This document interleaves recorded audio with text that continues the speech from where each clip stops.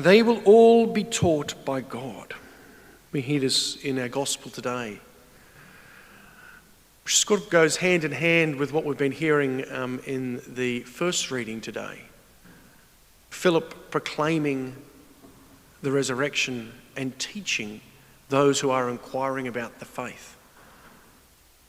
The New Testament talks about a number of situations where Christians are called to have an explanation ready about their faith, about their hope, to be able to share with others. And we're all called to share our faith with others, to explain something of our faith. But a part of that is that we need to then be taught by God initially, but then we're called to develop our minds, our understandings, to be able to share that with others. And we can all have some way of explaining something of our faith to others. And we shouldn't just say, well, I just don't know. If we don't know, we can say, well, I can go find you an answer. I know where to go to find the answers for things.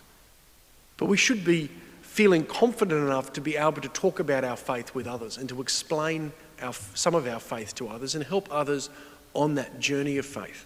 As Philip does with this man from Ethiopia, we're told, who worked for the Queen of Ethiopia. He's there on a pilgrimage to Jerusalem. Interesting situation, probably was not a Jew. He's come on this journey to Jerusalem to see, perhaps witness what's there. And he starts to read the scriptures.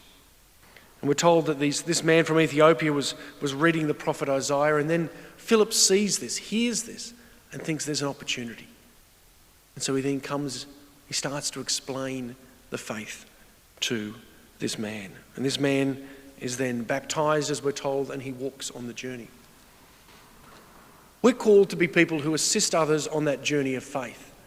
There are lots of different moments in people's lives where they're open to faith. Perhaps because they're reading something of the prophets or reading something that is trying to enlighten their mind. That's an opportunity to bring people to a deeper personal faith in Jesus. Or perhaps if people are in suffering or in hard times, they're open to receiving the mercy of God. And so during those times, we shouldn't be silent. It's important to be with people. Sometimes we don't need to say too many words initially, but to invite people then to hear what God might be saying to that person, to help them to hear, to maybe be taught by the words of God, and to give them the opportunity to freely discover faith, that faith that God wants to be in each person's heart, to bring them that love, that joy of the resurrection. They will all be taught by God. Let us be taught by God. Allow God to come into our minds, our hearts, our being. Let us be instruments of God, of God's teaching to others in our community today and in the coming days.